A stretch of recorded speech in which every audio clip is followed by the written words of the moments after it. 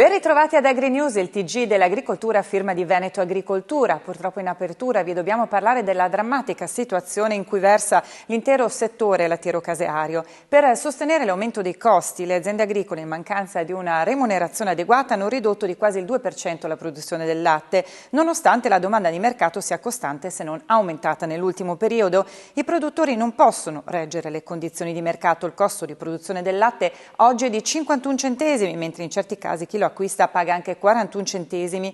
Il rischio più imminente è la chiusura delle stalle, creando un deficit di materia prima. Le istituzioni devono essere al fianco delle categorie, riconosciamo in maniera trasversale lo sforzo e il valore della produzione veneta e nazionale, perché da monte fino alla trasformazione e distribuzione non ci sia speculazione ma un equo riconoscimento del valore del nostro latte. Sono le parole dell'assessore all'agricoltura della Regione Veneto, Federico Caner. Ancora una volta vi parliamo di notue e bruchi tra i più dannosi per le colture. Cosa fare? Come difendersi una volta arrivati malcapitati ospiti? Le trappole sono specifiche, quindi catturano quasi sempre insetti di una specie ben precisa, in questo caso la Gratis Y. Tuttavia è necessario avere un minimo di conoscenza della specie, perché a volte ci possono essere anche catture di insetti diversi. Istruzioni per l'uso ora.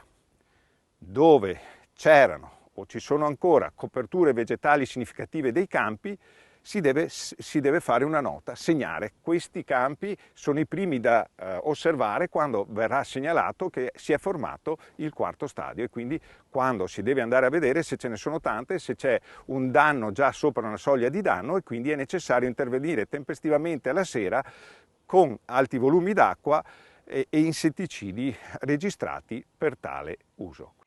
Il kefir è un latte fermentato simile allo yogurt, originario del Caucaso, prodotto da una specifica e complessa miscela di batteri lattici e di lieviti che producono, oltre ad un acido lattico, piccole quantità di alcol e anidride carbonica, sostanze che conferiscono a questa bevanda caratteristiche organolettiche diverse da quelle dello yogurt e una leggera effervescenza. Recentemente ha suscitato interesse nella comunità scientifica per i suoi numerosi effetti benefici sulla salute, riconosciuti e supportati da diversi studi. Bioagro SRL ha messo a punto KF2, una miscela composta da batteri lattici mesofili, omo ed eterofermentanti associati a lieviti da impiegare nella preparazione di kefir a partire da latte vaccino, caprino e ovino. Nel nostro spazio dedicato al PSR oggi vi ricordiamo che sono stati aperti i termini per la presentazione delle domande di conferma per l'anno 2022 degli impegni assunti dalle aziende beneficiarie del sostegno per investimenti forestali dei gruppi operativi del Partenariato Europeo per l'innovazione in materia di produttività e sostenibilità dell'agricoltura.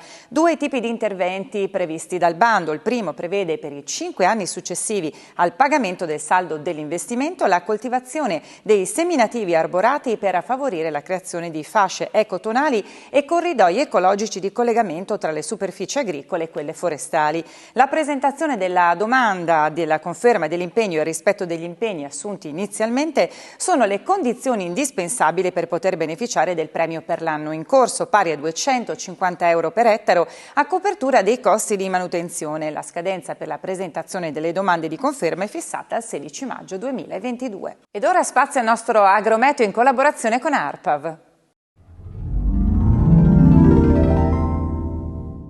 Il rialzo termico e le piogge dell'ultimo periodo hanno dato una spinta allo sviluppo vegetativo delle colture e la vite ora ha raggiunto la fase fenologica suscettibile alle infezioni di peronospora. Attenzione dunque nella difesa all'approssimarsi delle piogge che sono previste anche nel weekend, almeno fino a sabato.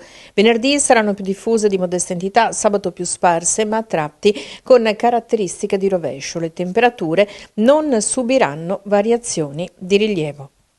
Dalla terra alla tavola con i consigli dello chef Alessandro Mazzone. Oggi presentiamo una bella insalata. In questo caso l'abbiamo chiamata dei Monti Lessini perché andremo a utilizzare un monte veronese dei Monti Lessini, delle pere del centro sperimentale Pradon Veneto Agricoltura che ci ha donato.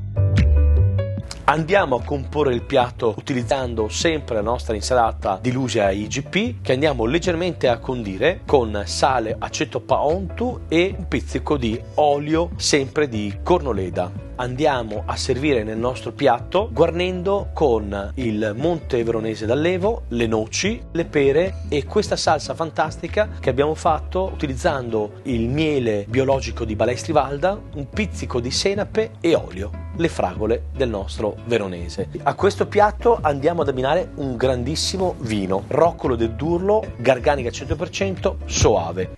Grazie a tutti per l'attenzione, AgriNews vi aspetta alla prossima puntata.